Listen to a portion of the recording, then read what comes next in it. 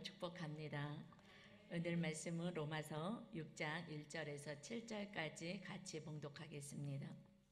로마서 6장 1절에서 7절까지 말씀입니다. 그런즉 우리가 무슨 말을 하리요? 은혜를 더하게 하려고 죄에 거하겠느냐? 그럴 수 없느니라. 죄에 대하여 죽은 우리가 어찌 그 가운데 더 살리요? 무릇 그리스도 예수와 합하여 침례를 받은 우리는 그의 죽으심과 합하여 침례를 받은 줄을 알지 못하느냐? 그러므로 우리가 그의 죽으심과 합하여 침례를 받음으로 그와 함께 장사되었나니 이는 아버지의 영광으로 말미암아 그리스도를 죽은 자 가운데서 살리심과 같이 우리로 또한 새 생명 가운데서 행하게 하려 함이라. 만일 우리가 그의 죽으심과 같은 모양으로 연합한 자가 되었으면 또한 그의 부활과 같은 모양으로 연합한 자도 되리라. 우리가 알거니와 우리의 옛사람이 예수와 함께 십자가에 못 박힌 것은 죄의 몸이 죽어 다시는 우리가 죄께 종노릇하지 아니하려 함이니 이는 죽은 자가 죄에서 벗어나 의롭다 하심을 얻었음이라. 아멘. 오늘 말씀의 제목은 그리스도와 함께 죽고 함께 살자. 그리스도와 함께 죽고 그리스도와 함께 사는 인생이 되어라 하고는 말씀 주십니다. 지금 이 로마서 말씀을 우리가 묵상하고 있죠. 이 죄가 아담을 통해서 아담의 그 범죄함, 불순종을 통해서 죄가 들어왔어요.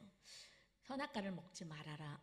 반드시 죽는다. 그런데 마귀는 결코 죽지 않을 거야. 그 말을 따랐죠. 그래서 말씀을 따르지 않아서 죄가 들어왔습니다. 이제 죄 가운데 이 온 인류가 죽어갑니다. 그래서 한 사람의 순종하시는 예수 그리스도를 통하여 다시 인류의 온전한 구원을 이루어 가셔요. 이제 주님과 함께 죽고 주님과 함께 살아가는 인생. 그래서 예수님의 또 다른 이름이 임마누엘.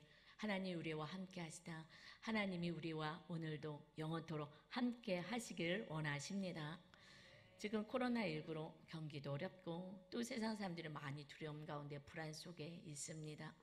그러나 세상을 창조하신 하나님 아버지, 우리를 구원하러 예수 그리스도까지 보내주셔서 생명 주신 우리 하나님이 우리와 함께 하시기에 다시 한번 주님을 믿고 살아가는 참된 안식과 평안이 여러분에게 있으시길 바랍니다. 첫 번째는 우리는 죄에 대해서 죽은 자입니다. 하나님의 자녀니 고백이 먼저 있어야 된다는 거예요. 우리는 죄에 대해서 죽은 자입니다. 그래서 로마서 6장 1절에 말씀하세요. 같이 읽습니다. 그런즉 우리가 무슨 말을 하리요? 은혜를 더하게 하려고 죄에 거하겠느냐? 그럴 수 없느니라. 죄에 대하여 죽은 우리가 어찌 그 가운데 더 살리요? 우리는 죄에 대해서 죽은 자이다 하고 선포하고 있어요. 지금 1절에서 말씀은 지금 무슨 말을 하냐? 지금 죄가 조금 지은 사람은 예수님의 보혈로 그 죄선을 받아서 은혜를 누려요. 근데 더 큰 죄를 지면 더 큰 보혈의 은혜가 있죠. 그렇다고 지금 죄를 더 짓겠다고 이게 말도 안 되는 소리를 하느냐? 죄는 무엇이냐? 우리는 이미 죄에 대해서 죽은 자이다. 이것이 선포돼야 된다는 거예요. 우리들의 그 믿음이 어디까지 와야 되느냐? 우리 주님이 우리 죄를 다 용서해 주었어요. 다 사해 주었어요. 과거와 현재와 미래 모든 죄를 다 용서하셨습니다. 여기에서 머무는 것이 아니라 너희가 이제 같이 주님 죽으실 때에 죄에 대해서 죽은 자임을 선포하고 우리는 살아가는 우리들의 믿음이 그 믿음이 돼야 된다는 것입니다. 죄의 값은 사망이거든요. 그래서 예수님이 그 사망을 멸하시고 우리가 사망 가운데서 생명의 나라 하면 나라로 옮겨주셨어요. 예수님이 죄값을 치르셨어요. 이것은 주님이 다 치르셨으니까 할렐루야만 하는 인생이 아니라는 거예요. 그래서 로마서 6장 23절에 죄의 삭은 사망이요 하나님의 은사는 선물은 그래서 예수 우리 주 안에 있는 영생이니라. 우리에게 영생을 주기 위해서 예수님이 오셔서 우리에게 주신 선물 은사는 예수님이신데 그 예수님이 우리와 함께 죽고 우리 죄에 대해서 같이 죽고 이제 같이 주님과 함께 살아서 우리는 영원한 생명을 얻게 된 하나님의 자녀이다. 이것이 정확하게 명명하고 있는데 우리는 예수님 우리 죄를 위해서 다 죄사함을 해줘서 감사합니다. 우리는 이제 의인 됐습니다. 의인의 삶만을 강조해요. 사실 제가 과거의 삶은 이렇게 알고 지은데 모르게 지은데 하나님이 싹 다 용서해 주옵소서. 그리고 교회 와서 기도하고 또 예배하고 일주일 동안은 좀 내 뜻대로 살아갑니다. 그 안식과 평안이 사실 없었어요. 그때 저는 그냥 예수님이 나를 위해서 십자가에 죽으신 은혜만을 생각하고 할렐루야만 했어요. 무엇이 없었냐면 내가 죄에 대해서 죽은 자라는 고백이 없었어요. 죄가 뭔지도 사실 잘 모르고요. 나는 의인 됐기 때문에 죄에 대해서 관심이 없었어요. 그때 늘 이런 설교를 들었어요. 저는 과거에 지은 죄, 지금의 지은 죄, 앞으로 지을 모든 죄를 다 용서하셨습니다. 저는 날마다 할렐루야만 하는 거예요. 그리고 저는 죄에 대해서 아무런 관심도 없고 내가 죄에 대해서 죽은 자라는 것도 몰랐어요. 그리고 그냥 알고 지은 죄 모르고 지은 죄 다 용서해달라고 마치 아이들이 부모님 앞에 죄를 짓고 왔어요. 근데 와가지고 제가 좀 잘못했거든요. 그러니까 다 용서해 주세요. 제가 좀 잘못했는데 그냥 다 용서해 주시고요. 나 지금 이거 필요한 거 있으니까 이거 좀 주세요. 이거 사주세요. 뭐 해주세요. 우리가 교회 와서 그렇게 하잖아요. 알고 진지 모르게 진지 다 용서해 주시고 그리고 기도하면서 하나님 지금 이거 해주시고 저거 해주시고 저거 해주세요. 이렇게 요구하고 또 가서 그러다가 와갖고 알고 진지 모르게 듣게 다 용서해 주시고 그리고 또 이거 해주시고 저거 해주세요. 이렇게 기도하죠. 근데 제가 그렇게 살았어요. 그런데 이제 우리가 인간적으로 좀 생각해 봐도 부모님 앞에 와서 아이가 잘못했어요. 그러면 잘못을 이제는 안 저지르겠습니다. 용서해 주세요 하는 의미잖아요. 용서해 달라는 것은. 그런데 와서 바깥에서 나쁜 짓 다 하고 나서 너 무슨 잘못을 했는데 얘기해봐. 아유 그냥 잘못했을까 그냥 용서해 주세요. 이것을 가지고 그래 알았다. 그리고 용돈이고 뭐 돈을 막 주시는 분이 계시겠어요. 뭔 잘못을 했는데 그 죄에서 돌아서기를 원하는 게 부모의 마음이잖아요. 그래서 바르게 살기를 원하잖아. 얘기해봐. 용서해 줄 테니까 얘기해봐. 근데 우리는 이것에 대해서 주님이 다 용서해 준다고 내 죄에 대해서는 관심이 없고 그냥 주님이 다 용서해 주셨어. 나는 의인이야. 이렇게 살아갔기에 저의 삶은 변화가 없었어요. 그리고 제 안에는 고통과 안식이 없는 그런 삶을 오래 살았습니다. 이것을 주님이 말씀해요. 침례를 통해서 너희들이 온전한 신앙 고백을 하라고 말씀했는데 침례를 저는 받았으면서도 이것은 하나도 의미도 모르고 그냥 받았어요. 오늘 3절부터 침례에 대해서 다시 말씀하십니다. 3절에 무릇 그리스도 예수와 합하여 침례를 받은 우리는 그의 죽으심과 합하여 침례를 받은 줄을 알지 못하느냐. 우리가 침례를 받은 것은 이거 약식으로 세례 받으신 분도 있지만 우리는 침례를 받아요. 우리 수목교단에서는 침례를 예수님이 침례를 받으셨기에 그래서 침례를 우리가 받은 것은 그의 예수님의 죽으심과 합해서 침례를 받은 거야. 이것은 4절에 그러므로 우리가 그의 죽으심과 합하여 침례를 받음으로 주님의 죽으심이 나의 죽으심이 되어서 같이 침례를 받은 것이다. 그래서 그와 함께 장사되었으니 이는 아버지의 영광으로 말미암아 그리스도를 죽은 자 가운데서 살리심과 같이 우리로 또한 새 생명 가운데서 행하게 하려 함이라. 그러니까 우리가 죄에 대해서 죽은 자가 부활이 있는 거예요. 다시 새 생명을 얻는 거예요. 죽지 않고 죄로 있는데 그냥 죄인으로 살아가는 거예요. 그런데 우리가 의인 됐다는 것은 이 죄에 대해서 주님이 십자가에서 죽으실 때에 주님과 함께 우리는 물속에 모든 죄를 장사하고 그리고 이제 우리가 주님이 살아날 때에 부활하셨을 때에 우리는 새로운 의인으로 부활되는 것입니다. 죄에 대해서 죽어야 부활이 있어요. 그런데 이런 걸 잘 몰랐어요. 그래서 그냥 의인이야. 내가 의인이니까 뭐 알게 모르게 뭐 알게 지은지 모르게 지은지 다 용서해 주시고 나는 늘 의인이니까 내 죄가 뭐가 있는지도 모르고 그냥 저들이 죄를 너무 많이 져. 그래서 화가 그냥 남편이 뭐 시댁이 뭐 친정이 오빠가 누가 뭐 그냥 또 친구가 나를 다 힘들게 이렇게만 생각했어요. 그리고 내 안에는 고통 가운데 미움 가운데 있었죠. 내가 죄에 대해서 반응을 하지 않았어야 되는데 다 반응을 했어요. 그리고 오히려 더 미워하고 이 죄된 삶을 살았어요. 나는 죄에 대해서 반응하지 말아야 되는데 예수님처럼 못 박힐 때에 욕을 하고 때려도 반응하지 않는 것. 죄에 대해서 죽기 때문에 그래서 우리는 반응하지 않아야 되는데 우리는 더 의인이기 때문에 더 강력하게 겉으로 안 싸도 속으로 정죄하고 너와 나는 단절이야 하면서 우리는 저는 그렇게 살아갔어요. 이제 너희가 새 생명 가운데 살아야 돼. 죽어야 죄에 대해서 죽은 자가 돼야 새 생명의 영광이 있는데 저는 새 생명의 영광이 없이 너무나 오랫동안 살았어요.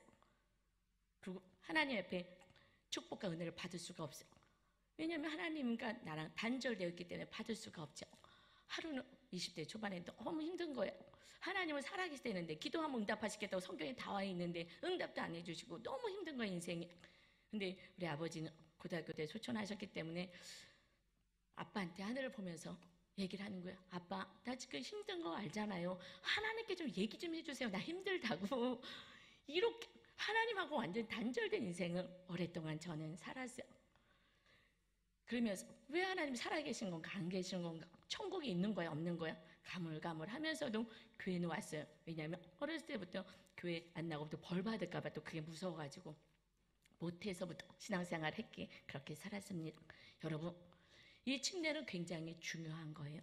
그래서 이스라엘 백성들이 애굽에서 노예로 있을 때에 그때 그들을 구원하는 그 마지막 10번째 재앙이 그 어린 양의 피를 문설주에다 바르며 그곳에 장자가 죽지 않고 보호함을 받고, 그렇지 않은 그 애굽 사람들은 다 장자가 죽게 되면서 그래서 이 백성들을 하나님께 예배해라 그러고 내보냈어요.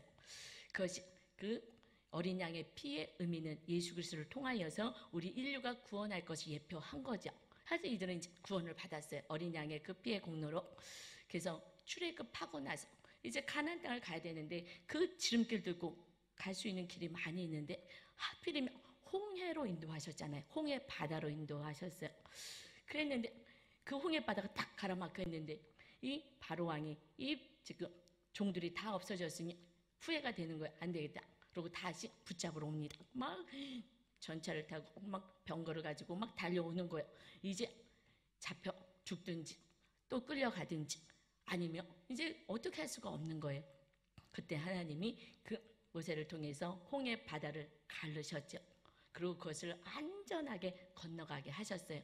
그리고 그 애굽의 군사들은 심판을 받아 물에 다 빠져 죽게 되었어요. 그리고 물은 다 합쳐지게 되었죠. 안전하게 하나님이 건너게 하셨어요. 이것을 왜 그러면 그때 이 백성들은요 원망 많이 했어요. 우리를 가만히 놔두지 왜 데리고 왔고 우리를 왜 또 여기서 죽이려고 하냐, 매장지가 없어서 여길 데리고 왔느냐. 하나님은요 그 홍해 바다로 인도하신 계획이 어마어마한 계획이 있었어요. 여러분, 우리들의 삶 가운데 오는 사건은요 하나님의 메시지가 있는 거예요. 우리가 알지 못한 하나님의 어마어마한 메시지를 주시는데 우리는 그 사건을 해결하려고 그래요. 이걸 어떻게 해결하려고 하면 해결은 하나님이 하시는 거고요. 그 사건들을 통해서 우리에게 주시는 의미와 메시지가 있어서 그걸 받으면 됩니다. 또 이 세대들이 그 가나안 땅에 들어갈 때에 그때에 요단강을 건넜잖아요. 요단강 건너 그쪽으로 가는 게 더 불편한 거예요. 그냥 바로 지름길이 있는데 다시 동편까지 또 돌아가지고 요단강을 건너게 하셨어요. 왜 그렇게 하셨냐고요? 이것은 고린도전서 10장 1절 2절에 말씀하십니다. 같이 읽습니다. 형제들아, 나는 너희가 알지 못하기를 원하지 아니하노니 우리 조상들이 다 구름 아래에 있고 바다 가운데로 지나며 모세께 속하여 다 구름과 바다에서 침례를 받고, 침례받기 위해서, 집단적인 침례를 받게 하기 위해서 이렇게 그 홍해 막혀있는 그곳으로 인도하시고 요단강 건너쪽으로 또 돌아서 그쪽으로 가게 하신 것을 침례를 받게 하기 위함이다. 침례는 뭐라고요?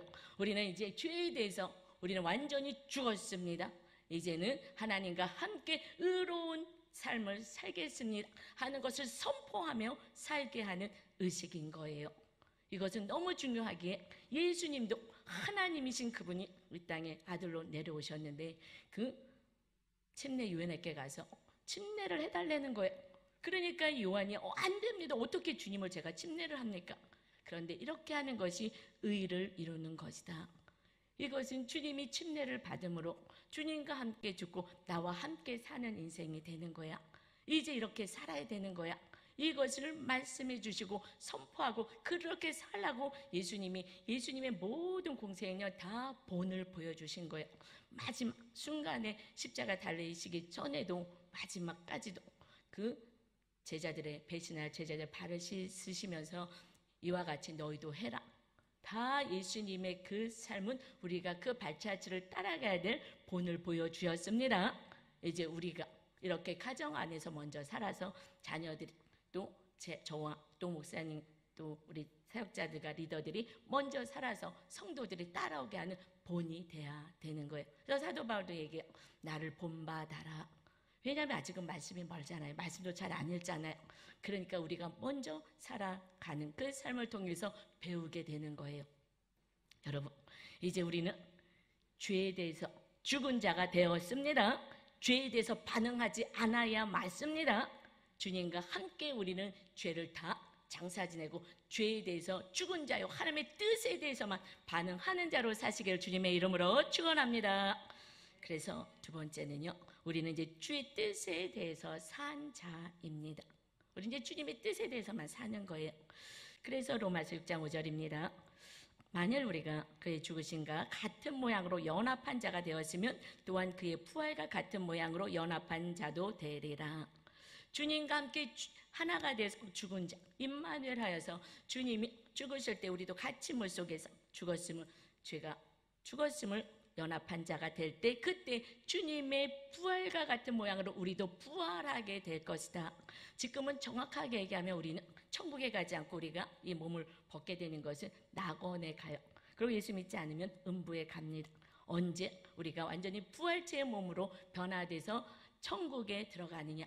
새 하늘과 새 땅, 이제 이 세상이 너무 악해서 더 이상 그리고 하나님의 복음이 땅끝까지 다 전해졌을 때에 선택을 하지 않든 상관없이 하나님의 복음이 다 증거되어서 그때에 주님이 우리를 데리러 오실 때 이 세상이 너무 악하니까 더 이상 살 수 없는 이 세상을 토해낼 때에 그때 우리 하나님의 백성들은 그 새 하늘과 새 땅이 천국으로 이주해서 영원토록 살게 되는 것입니다. 그때가 온전한 천국에 입성하는 거예요. 그때는 부활의 몸으로 가요. 주님이 부활하셨잖아요. 그때 주님의 무덤에는 빈 무덤이었어요. 이 몸까지 우리는 완전히 거룩한 변화된 주님의 몸으로 영원토록 하나님 말씀 앞에 반응하는 순종하는 하나님의 자녀들이 하나님과 함께 살아가는 나라에 입성하는 것입니다. 그래서 우리는 하나님과 이제 연합하여 사는 거예요. 이것에 대해서 6절에 말씀하세요. 우리가 알거니와 우리의 옛사람이 예수와 함께 십자가에 못 박힌 것은 못 박혔다는 거예요. 우리는 이제 우리의 옛사람, 죄에 대해서 반응했던 우리는 이제 예수님을 믿습니다 하는 것은 이제 나의 죄를 다 용서해 주신 나 때문에 죽으신 주님 감사합니다가 아니라 내가 죄 가운데 살았던 내가 주님이 죽으실 때 같이 죽었습니다를 선포하고 그런 자가 이제 죄의 몸이 죽어 다시는 우리가 주에게 종노릇하지 아니하려 함이니 이는 죽은 자가 죄에서 벗어나 의롭다 하심을 얻었습니다. 이제 우리 옛사람이 죽었습니다. 죄에 반응했던 우리가 죽었습니다. 이것을 우리가 선포하고 살아야 되는 거예요. 그러나 아니 지금 나는 죄를 짓고 있는데 죄를 안 다스리는 거예요. 나는 죄에 대해서 죽었다라는 선포로 날마다 살아가야 되는데 그렇게 하지 않고 하나님의 뜻에 관심 없이 살아가니까 그래서 죄가 자꾸 나를 원하고 죄가 나를 다스리는 거예요. 아담이 범죄하고 그 아들 가인과 아벨을 낳았어요. 그런데 하나님께 제사를 드렸는데 그 동생 아벨의 제사를 예배를 받았어요. 그러니까 이 가인이 막 푼을 내는 거예요. 그때 하나님이 말씀하셨어요. 그것도 하나의 사건이 온 거죠. 같이 예배를 드렸는데 동상권 받으시는데 내 건 안 받았어요. 그러면은 이것이 우리는 정말 마귀 역사는 너와 하나님을 원망하게 만들어요. 저 녀석 때문에 내가 사랑을 못 받아. 그게 아니라 하나님이 말씀하셔.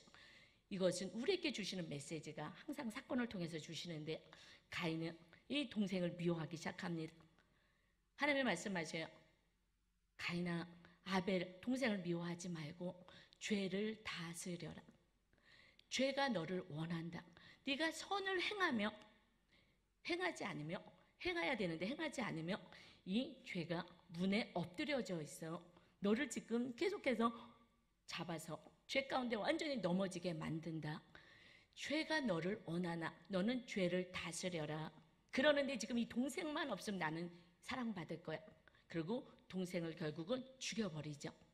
죄가 지금 도사리고 있는 거예요. 문에서 내가 작은 죄, 미움이 들어갔을 때, 그럴 때에 이 죄는 점점 커져서 죄를 그때 빨리 다스려라 해서 하나님이 그 제사를 안 받아줘서, 예배를 받아주지 않아서, 그 제물을 받아주지 않아서, 그러면 내가 뭘 잘못했을지 하고 날 봐야 되는데, 이 말씀은 나에게 주시는 말씀인데 이 동생이 없으면 내가 하나님께 사랑받을 거야.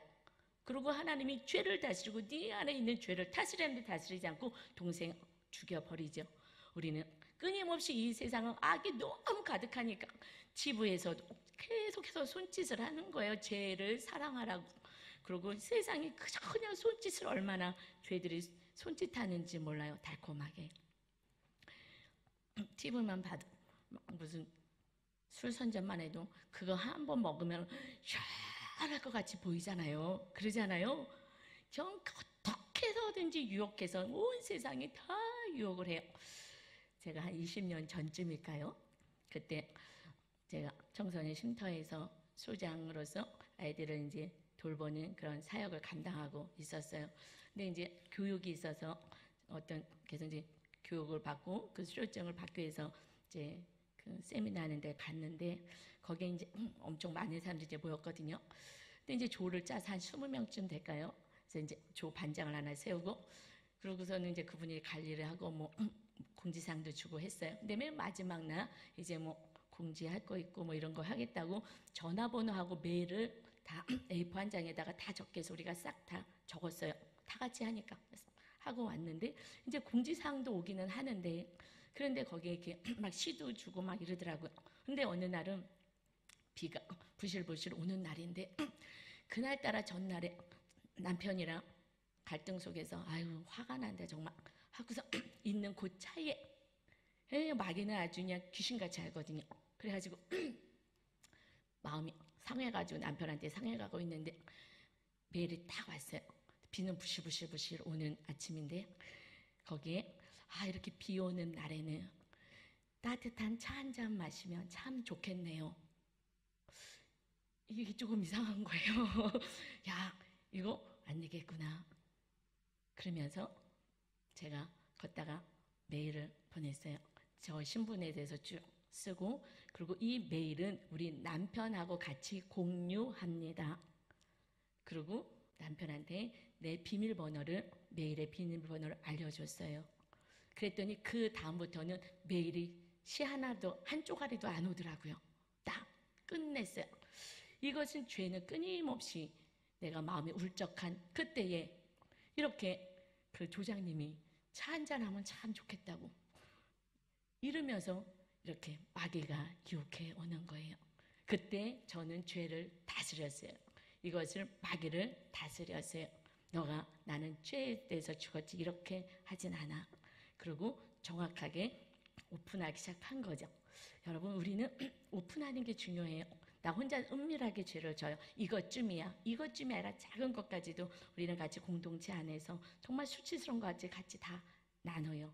그래서 나를 온전하게 거룩하게 하나님 안에 거하게 하려고 힘을 쓰고 있습니다.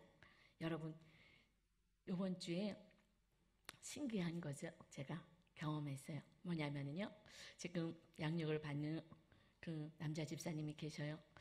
그런데 정말 그 숙제도 잘하고 묵상을 참 잘하고 일주일에 2번씩 올리세요. 그러면 잘 올리고 하시거든요. 그런데 그래도 우리가 좀 더 믿음 있으면 안수 집사님이셔.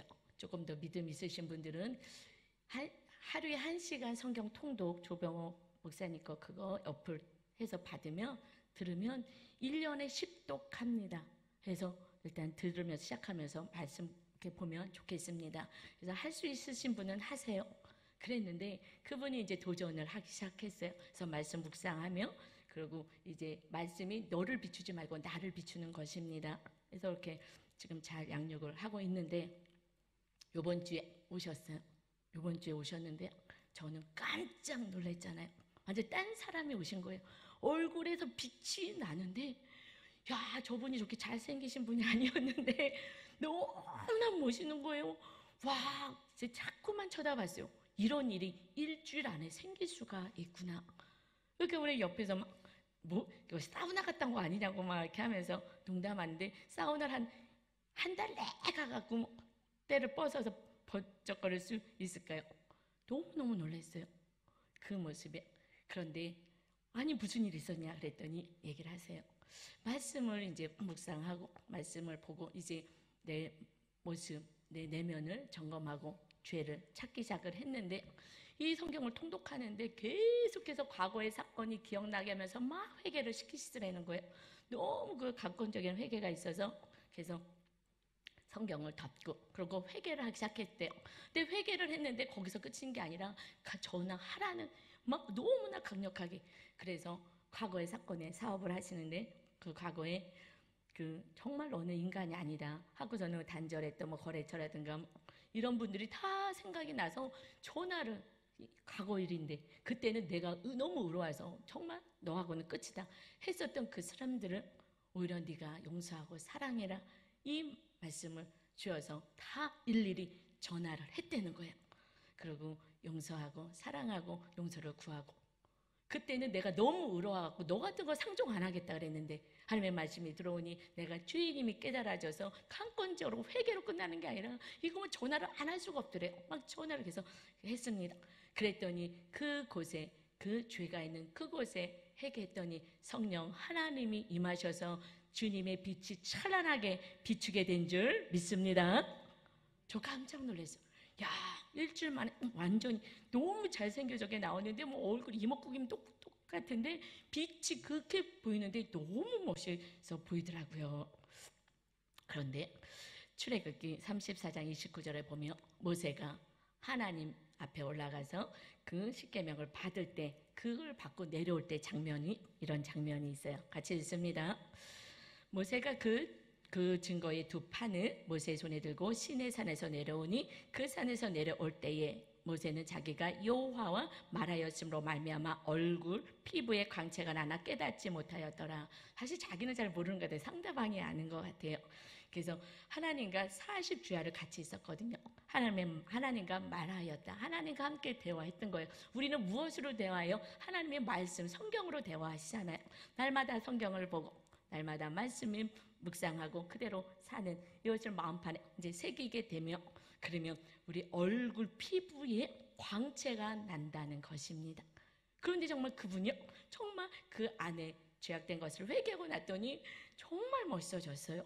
그래서 30절에 보니까 아론과 온 이스라엘 자손이 모세를 볼 때에 모세의 얼굴 피부에 광채가 남을 보고 그에게 가까이 하기를 두려워하더니, 얼마나 광채가 나는지 막 무서울 정도예요. 이게 무슨 일이에요? 저도요 자꾸 쳐다봤다니까요. 자꾸 쳐다봤어요.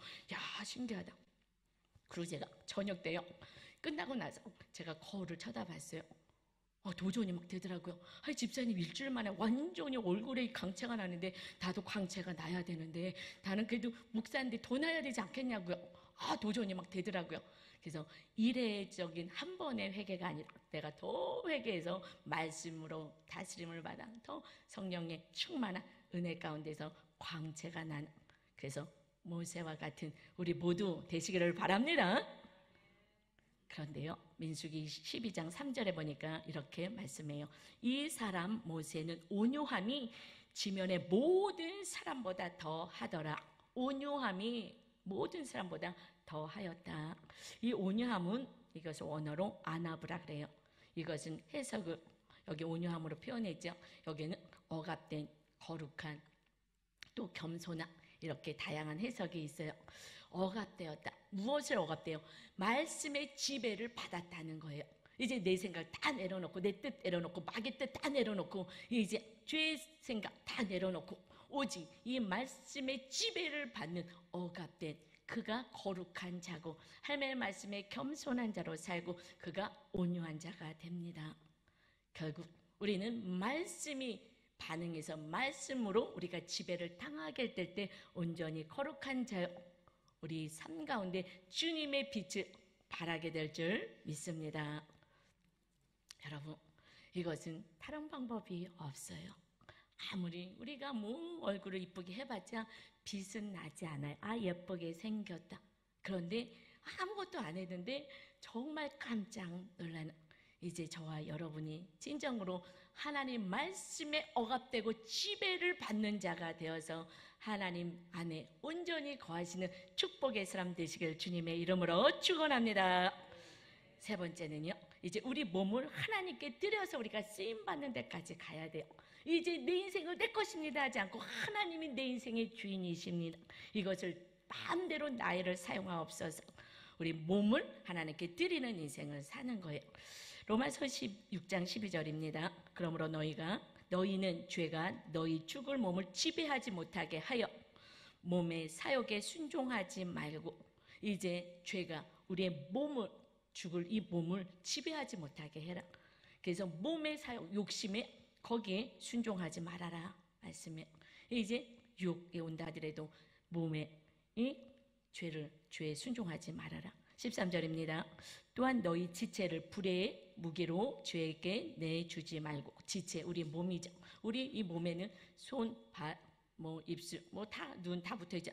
눈 째려보지 말고, 입으로 독한 말 하지 말고, 손으로 악한 짓 하지 말고, 가지 않아야 돼 그곳에 발로 가지 말고, 우리 모든 지체, 이 몸을 불의의 무기로 죄에게 내주지 말고, 오직 너희 자신을 죽은 자 가운데서 다시 살아난 자 같이 하나님께 드리며 너희 지체를, 우리의 몸을 의의 무기로 하나님께 드리라. 하나님께 우리를 드려야 되는 거예요. 그러면은요, 마귀가 주장할 수가 없어요. 우리 주인이 이제 하나님이 됐기 때문에 그렇습니다. 14절이요. 죄가 너희를 주장하지 못하리니 이는 너희가 법 아래 있지 아니하고. 법은 율법이잖아요. 그죠? 행위로 가는 거, 죄만 알아요. 아, 이게 죄래, 이것만 깨달아. 그것이 아니라, 그래서 법 아래 있지 아니하고 이제 은혜 아래, 성령 하나님의 임재를 통해서 하나님의 능력으로 살아가는, 주님의 능력으로 살아가는 은혜 안에 거하여라. 이제 우리의 몸을 하나님께서 마음껏 사용할 수 있는 주인을, 내가 주인이 아니라 하나님이 주인 되게 하시기를 바랍니다. 이것이 다니엘이 그렇게 사는 거예요. 이 다니엘이 이 이스라엘 땅에 하나님 말씀에 순종하지 않는 거예요. 부모도 조상들이. 그래서 결국 멸망을 당했지요. 그래서 바벨론으로 포로로 끌려갑니다. 그런데 거기에 귀족들, 똑똑똑한 청년들을 데리고 말씀을 이제 가르치는 거예요, 왕궁에서. 그래서 바벨론의 그 언어와 그런 문화 이런 것들을 가르쳐서 이제 인재로 사용하려고 하죠. 그랬는데 이 다니엘이요, 걱정이 생겼어요. 정말 출세의 길이 벌어졌는데, 그런데 먹지 말아야 될 그런 음식 이런 걸 주는 거예요. 왜냐하면 아주 최고로 좋은 걸 주고 제사에 쓰였던 거 이런 거 주고 막 이러거든요. 그래서 이제 8절, 다니엘서 1장 8절 보면, 다니엘은 뜻을 정하여 왕의 음식과 그가 마시는 포도주로 자기를 더럽히지 아니하리라 하고, 자기를 더럽히지 아니하도록 환관장에게 구하니. 다니엘이 지금 소년이에요. 소년. 1장에 보면 소년이 하고 말씀하여, 이 소년 다니엘과 세 친구 사드락과 메삭과 아벳느고라고 이 네 명의 친구들에 대해서 네 명이 나오거든요, 소년의 이름들이. 그런데 이제 뜻을 정한 거야. 우리에게는 자유의지를 주었어요. 내가 죄를 선택할 수도 있고요, 내가 선을 선택할 수도 있어요. 그런데 이 자유의지를, 이제 뜻을 정했다는 거예요. 지금 종으로 끌려갔는데 딴 사람들 다 종으로 정말 하층민으로 살아가는데 정말 축복받아서 왕궁에서 교육을 받아야 이제 출세는 보장된 거예요. 그런데 뜻을 정하는 거예요. 제사 음식, 하루에 먹지 말라는 거, 그 음식, 포도주 안 먹겠어. 이걸 안 먹겠다는 결단은요, 내가 죽을 수도 있고요, 이것이 어디 조그만 것이 그냥 왕의 그 명령을 따르지 않았다고 죽을 수도 있고요, 거기에 쫓겨날 수도 있어요. 장래 촉망된 거는요 다 끊을 수도 있어요. 우리가 지금 이렇게 자유롭게 먹고 마신 것 수준하고는 다른 거예요. 그런데 이 어린 소년이 뜻을 정하는 거예요. 내 자유지를 죄에게 반응하지 않고, 내 인간적인 출세에 반응하지 않고, 나는 하나님의 말씀을 선택하리라 하고서는 뜻을 정하여서 그 왕이 주는 그 진미, 제사 음식 이런 것들, 성경에서 말씀한 먹지 말라는 거, 지금은 음식 자유롭게 먹어도 돼요. 지금은 주님의 은혜의 시대에 있기 때문에 이 음식으로는 상관없습니다. 근데 그때 구약에서는 하지 말라는 것들이 있었거든요. 그래서 포도주 이런 것을 나를 더럽히지 않겠다. 내 몸을 하나님께 나는 드린 인생이야. 내 몸으로 이제 내 뜻대로 악을 나는 선택하지 않겠다. 자기를 더럽히지 아니하리라 하고 환관장에게, 그래서 그 관리하는 자에게 이렇게 이 상황을 얘기해요. 그랬을 때의 9절입니다.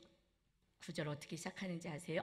하나님이 이제 주인이 바뀌어져서 이제 일하시기 시작해요. 내가 무엇을 선택할래? 나는 죽으면 죽으리라. 내가 이 세상에서 출세하지 못하고 내가 죽든지 아니면 하층민으로 내가 전락되든지 나는 하나님의 말씀을 놓지 않겠습니다. 하나님이 나의 주인 되십니다 하고 뜻을 정하고, 그랬을 때 하나님이 그의 주인이 되어서 일하기 시작합니다. 9절이죠. 하나님이 다니엘로 하여금 환관자에게 은혜와 긍휼을 얻게 하신지라. 아멘. 하나님이 우리를 이끌어가는 인생이 되는 거예요. 그전에는 내 힘, 내 노력하다가 왜 이렇게 안 되는 거야? 그래서 막 컨닝도 하고 뭐 뇌물도 주고 인간의 방법을 하다가 결국 다 모래에 지은 거 무너지죠. 그런데 이제 뜻을 정하여 살아가니 하나님이 주인 되어서 자녀들을 돌보기를 원하시는 것입니다.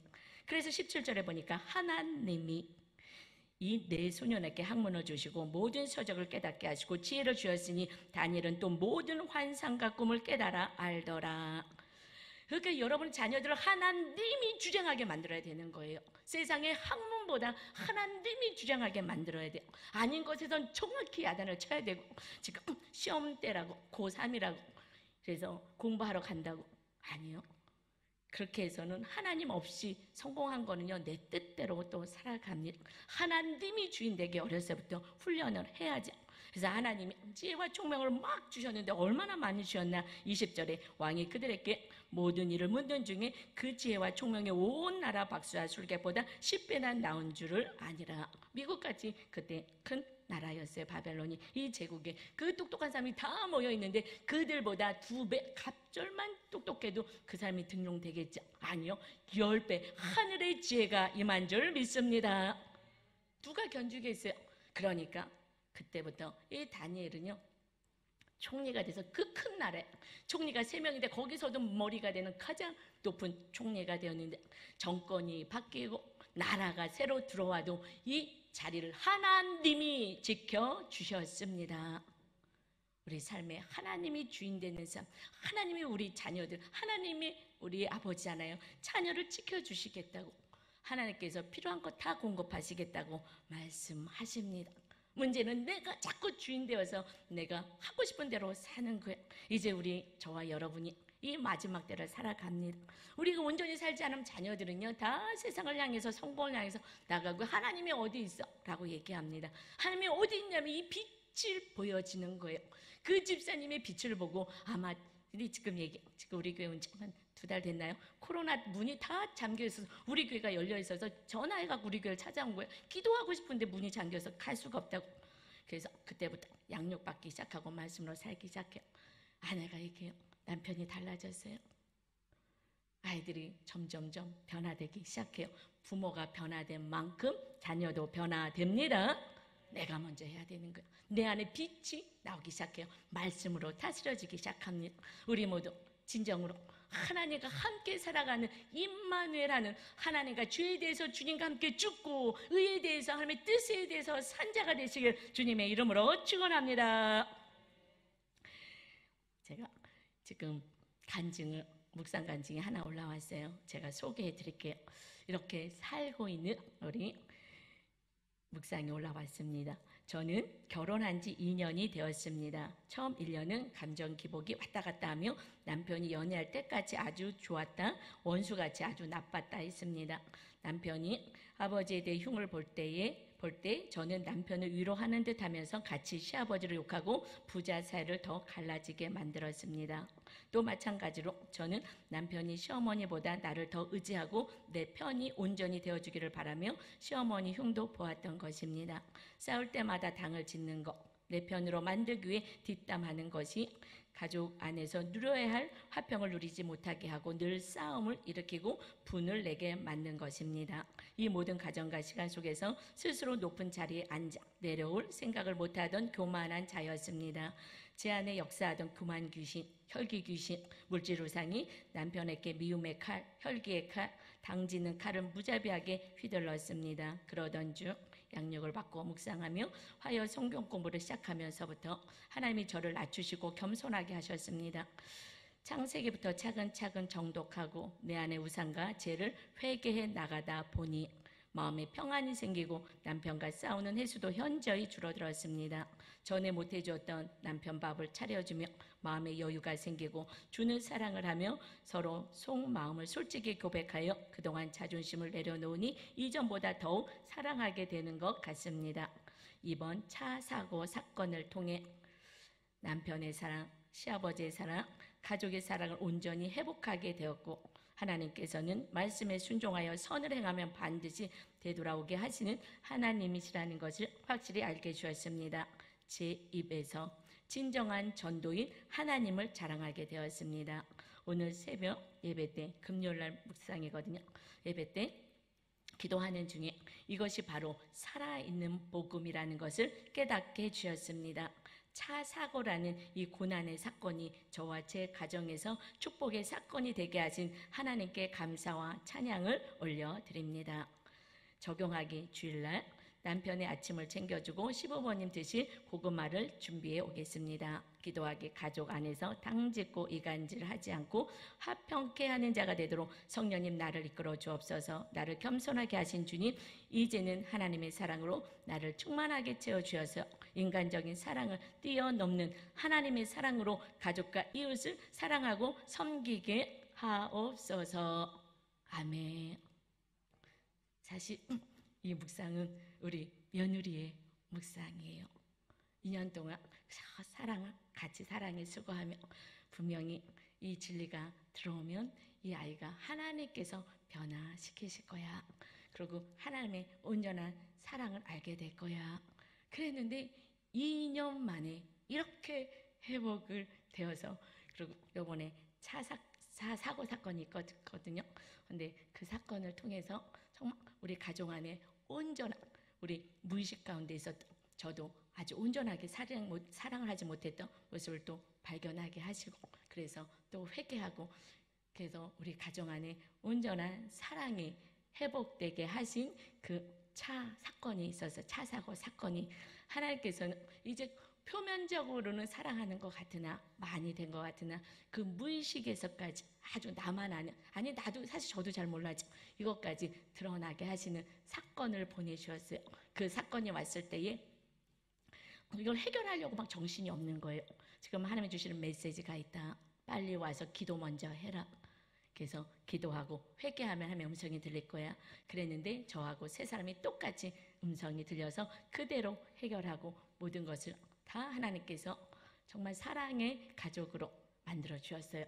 그런데 더 놀라운 것은 우연히 식당에 가서 밥을 먹는데 응모권을 줘서 이것을 응모권을 하라고. 근데 우리는 응모 잘 안 합니다. 왜냐하면 신라면 하나도 된 적이 없어서. 그런데 그날은 자꾸 아들한테 이거 좀 해봐라. 이거 응모 한번 해봐라. 그래서 했더니 그게 당첨이 됐는데 무엇이 당첨이 됐느냐? 가족 사진 촬영권이 왔어요. 드레스든 한복이든 턱시도든 마음껏 입고 찍을 수 있는 가족 사진 그것이 당첨이 된 거예요. 하나님은요 지금 겉으로 보고는 웃을 수 있어요. 그러나 이제는 마음에서 사랑할 수 있는 이 모습을 착각 찍어가지고 이것을 보고 날마다 이렇게 살라고 하나님이 하신 줄 믿습니다. 개인의 천국이 가정의 천국으로 가는 거예요. 그랬을 때에 사역도 온전히 할 수 있죠. 지금 저희 가정 먼저 모델이 되어서 시어머니가 어떻게 해야 되는지 시어머니들에게 제가 잘 얘기할 거거든요. 또 며느리들은 또 어떻게 해야 될지 또 며느리가 또 얘기할 거고 또 사이가 어떻게 될지 이것을 우리 가정에 먼저 해야 되지 않겠느냐. 그래서 끊임없이 서로 사랑의 수고를 한 끝에 결국 무의식에까지 온전히 사랑할 수 있는 그래서 사진 촬영권까지 먹거니 점심 함께 먹었는데 더 큰 것으로 하나님이 보내주셨습니다. 하나님의 가장 중요한 것은 하나님의 나라는 사랑의 나라인 것이에요. 지난주에 그 간증을 했죠. 그 필통 제 필통을 누군가가 보고 이렇게 선물해 줬다고. 그래서 저에게는 그걸 보면서 하나님께서 주시는 메시지가 너 지금 당장 필요한 게 필통이었지. 그렇지만 내가 다 안다. 그래서 전 큰 의로를 받고 제가 기도하는 그 제목이 이루어질 것을 저는 이제 받았어요. 그랬는데 그날 제가 선포했죠. 이 자매님도 지금 필요한 게 많습니다. 하나님이 아시기에 다 해결할 줄 믿습니다. 라고 지난 주일날 선포했잖아요. 그랬는데 그 다음날 친정 아버지가 딱 전화가 와서 내가 좋은 차, 비싼 차, 신형을 다 옵션 붙여갖고 선물해 주겠다. 그래서 선물을 받은 거예요. 다음 주에 친정 아버님이 오셔서 사주시겠다고. 그래서 전화가 그 다음날 왔어요. 만약에 이것을 제가 선포하고 그 선물 받고 이런 여러 가지 정말 디테일한 이런 게 없으면 그냥 친정 아버지가 사줬나 보다라고 할 거예요. 그런데 하나님께서 내가 사준 거야를 이 강제상에서 선포하게 하고 그 다음날 딱 보냈어요. 그 전에 한 1년 전쯤에 우리 교회 왔는데 네, 정말 양육받고 성경 공부하고 정말 말씀대로 살려고 그렇게 애를 쓰는데 너무너무 이쁘고 제 딸 같아요. 제가 너무너무 귀한데 그런데 얘기를 해요. 하나님은요 가난하신 것 같아요. 나 필요한 게 많은데 안 주셔요 라고 얘기를 하더라고요. 그래서 그렇지 않아. 때가 되면 하나님은 우리가 기도하지 않아도 다 주셔. 필요한 거 아시거든. 그래서 나의 필요 채워준 것처럼 이 자매에게도 필요를 채워주실 것입니다. 선포하게 하고 나서 그 다음날 차가 왔습니다. 우리 하나님은요 우리에게 생명을, 아들의 생명을 주셨어요. 이제 나를 믿어. 그리고 내가 너의 삶의 주인이 되어서 천국까지, 영원한 나라까지 데려갈 거야. 이제 내 힘으로 수고하고 무거운 짐 짓고 살지 말고 하나님 안에서 안식을 누려라.